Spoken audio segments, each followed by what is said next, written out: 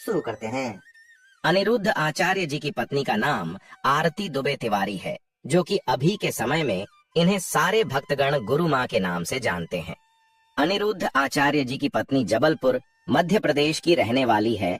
इनका एक भाई और एक बहन है, जो कि अभी जबलपुर में ही रहते हैं। गुरु माँ के भाई का नाम शेखर दुबे है और इनकी भाभी का नाम रितु दुबे है।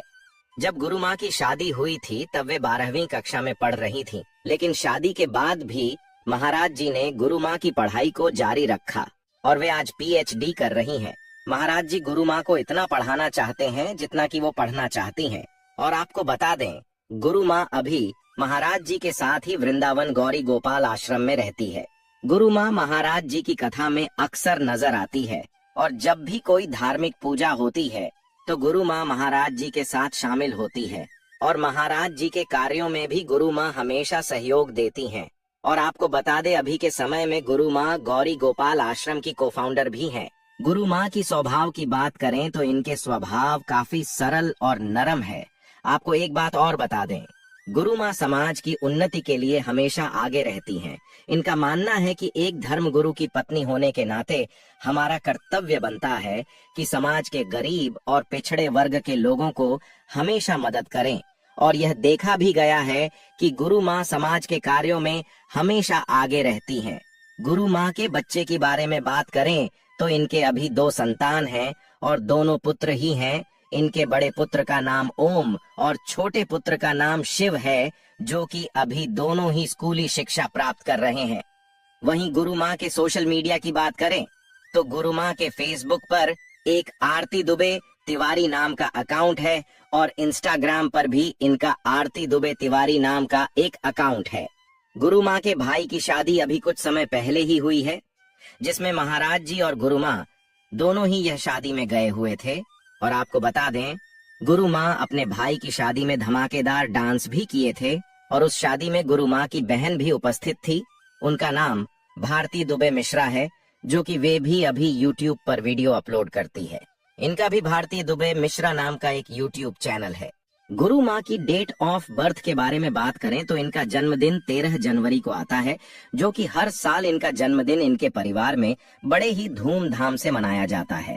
गुरु माँ की परिवार के बारे में बात करें तो इनके सास का नाम छाया तिवारी है और ससुर जी का नाम राम नरेश तिवारी है, जो कि आज के दौर में इनके ससुर भी एक जाने माने कथावाचक हैं। लेकिन आपको बता दें, इनके ससुर जी एक समय में काफी गरीब हुआ करते थे। जब अनिरुद्ध आचार्य जी 8 साल के थे तब इनके पिताजी गांव के एक छोटे मोटे मंदिर के पुजारी हुआ करते थे और मंदिर के माध्यम से जो भी दान दक्षिणा आता था उसी से इनके घर का गुजारा हुआ करता था। फिर कुछ सालों बाद जब अनिरुद्ध आचार्य जी बड़े हुए तब अनिरुद्ध जी वृंदावन जाने का फैसला किया। तब कुछ ही दिनों बाद इन्होंने अपने माता पिता से आज्ञा लेकर वृंदावन चले आए और वृंदावन में ही अनिरुद्ध जी को गुरु गिरिराज जी महाराज मिले और उसी से अनिरुद्ध आचार्य जी शिक्षा और दीक्षा प्राप्त करने लगे। फिर कुछ सालों बाद इन्होंने सनातन धर्म का प्रचार प्रसार करना शुरू कर दिया। लोगों को गलत रास्ते से हटाकर अच्छे रास्ते पर चलने के लिए प्रेरित करने लगे।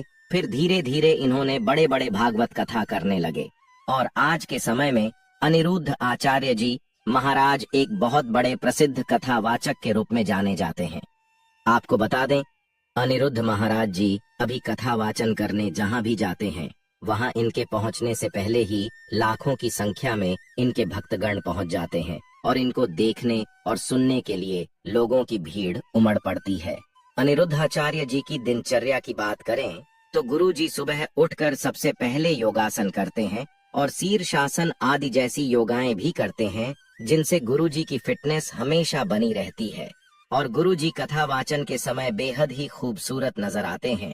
कुछ लोगों का मानना है कि महाराज जी कथा में मेकअप करते हैं, इसलिए वे बेहद खूबसूरत नजर आते हैं।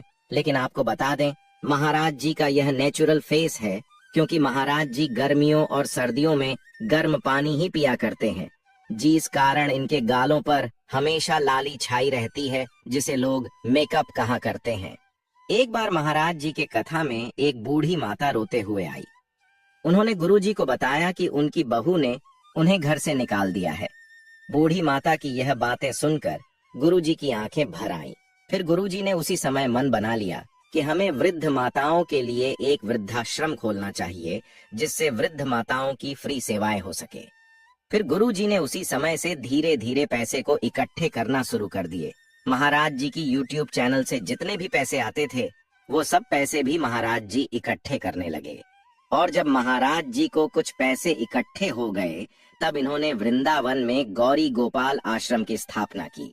आपको बता दें, महाराज जी की उम्र अभी केवल 33 साल ही हो रही है, और सिर्फ 33 साल की उम्र में ही महाराज जी गौरी गोपाल आश्रम की स्थापना कर दिए। इस आश्रम में लाचार और असहाय बूढ़ी माता की निशुल्क सेवा प्रदान किए जाते हैं। उनको दवाई, हॉस्पिटल का खर्चा, खाना पीना, कपड़ा सब कुछ निशुल्क प्रदान किए जाते हैं। इस वृद्धा आश्रम में वही लोग आते हैं जिसकी उम्र 50 वर्ष से अधिक होती है और अपने परिवार द्वारा त्याग दिए गए हैं। और आपको बता दें, महाराज जी केवल वृद्धाश्रम ही नहीं बनवाए हैं, बल्कि गौरी गोपाल गुरुकुल भी बनवाए हैं, जिसमें 150 बच्चे निशुल्क पढ़ते हैं और उनको रहना, खाना, दूध, उनका पढ़ाई लिखाई, कॉपी किताब सब फ्री में दिए जाते हैं। आपको बता दें, इस आश्रम में हर दिन 30,000 लोगों की भोजन बनती है और सभी को यहाँ निशुल्क भोजन की व्यवस्था होती है। फिर चाहे यहाँ आने वाले बूढ़े हों या जवान हों या बच्चे हों या किसी भी उम्र के लोग हों, यहाँ सभी लोगों के लिए हर दिन निशुल्क भोजन की व्यवस्था होती है। इसके अलावा महाराज जी वृंदावन में एक रेस्टोरेंट भी बनवाए हैं, जिनमें भगवान के दर्शन के लिए जो भी लोग यहाँ आते हैं, उन्हें निशुल्क भोजन प्रदान किए जाते हैं। अब आइए अनिरुद्ध आचार्य जी के जीवन से जुड़ी कुछ विशेष बातें जान लेते हैं। महाराज जी का जन्म मध्य प्रदेश के छोटे से गांव रिमझा में हुआ था, जहां महाराज जी ने अपनी बचपन बिताई। महाराज जी ने 5वीं कक्षा तक ही पढ़ाई की थी, वो भी अपने गांव के ही सरकारी स्कूल में। इनकी रुचि बचपन से ही अध्यात्म में थी। महाराज जी की बचपन का नाम अनिल तिवारी था। फिर बाद में इनके गुरुजी ने ही महाराज जी का नाम अनिरुद्ध आचार्य रखा। महाराज जी बचपन में बेहद ही गरीब थे। इनके आर्थिक स्थिति अच्छी नहीं हुआ करती थी। महाराज जी के पिताजी मंदिर के छोटे मोटे पुजारी हुआ करते थे। मंदिर में जो भी दान दक्षिणा आता था, उसी से महाराज जी के घर का गुजर बसर होता था।